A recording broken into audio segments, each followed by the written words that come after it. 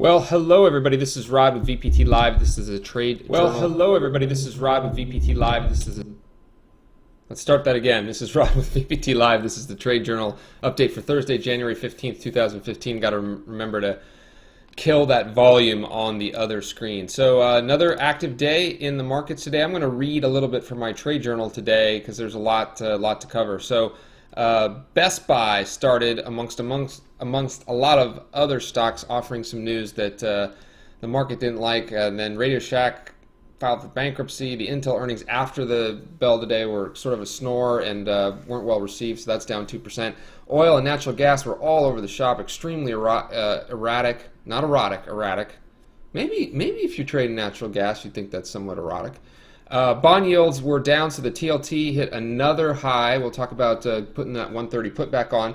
We got volatility now well above 20, and some of the CNBC notes today. This was our first 5-day decline of 2015, and we didn't have a single 5-day decline for the major averages in all of 2014. So a bit of a different tone we got going on. Now remember, we had a 6% drop over the course of a couple weeks in January last year, but it wasn't exactly corresponding to this part. So weak January, we saw it last year, and of course there were a lot of V-shaped recoveries.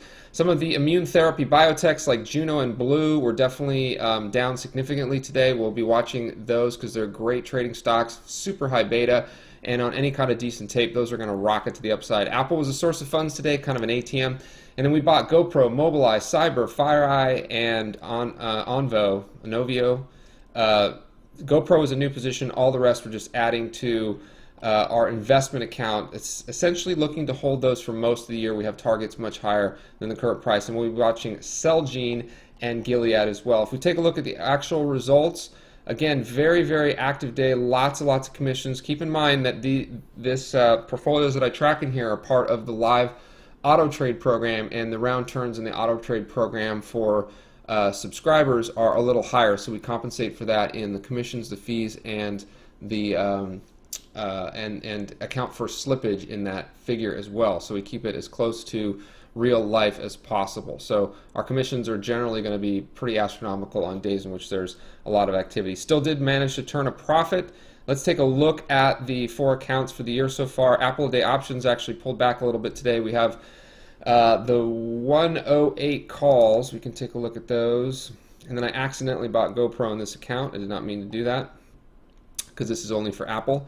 So we have the Apple Jan 108s, really ugly after hours action in Apple. It's printing 106.15s, 106.20s right now. So we need some kind of an upgrade or a pop, or we'll be taking that off for probably between an 80 and 90% decline. We just have the five contracts, so we kept it pretty small. So that's Apple a day options. And then Brickwick S&P futures up 5% for the year.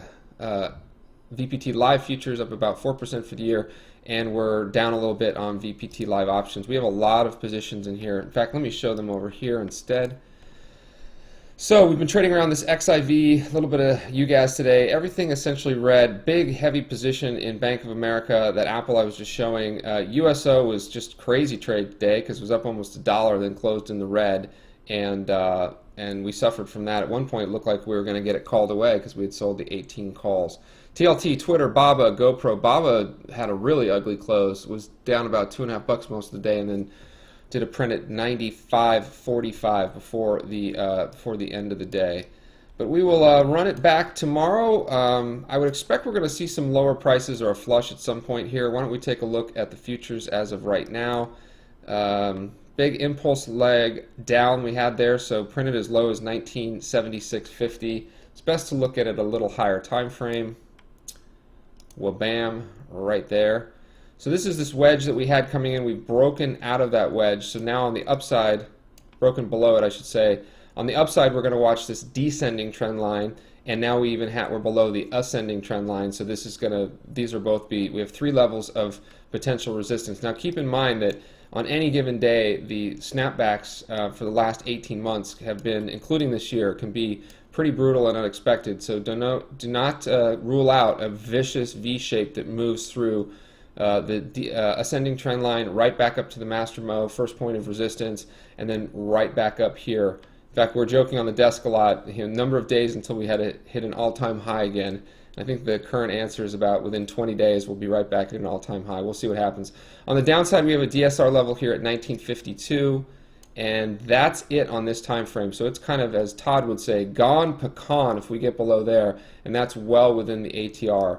The 7-day ATR on this contract right now on the ES is, where is it? It's closing in on 30. So that means we can move 30 S&P handles and still be within our expected daily range given the current volatility. So that's expanded pretty dramatically, folks. Let's move that out of the way, move it over here, come back to our browser.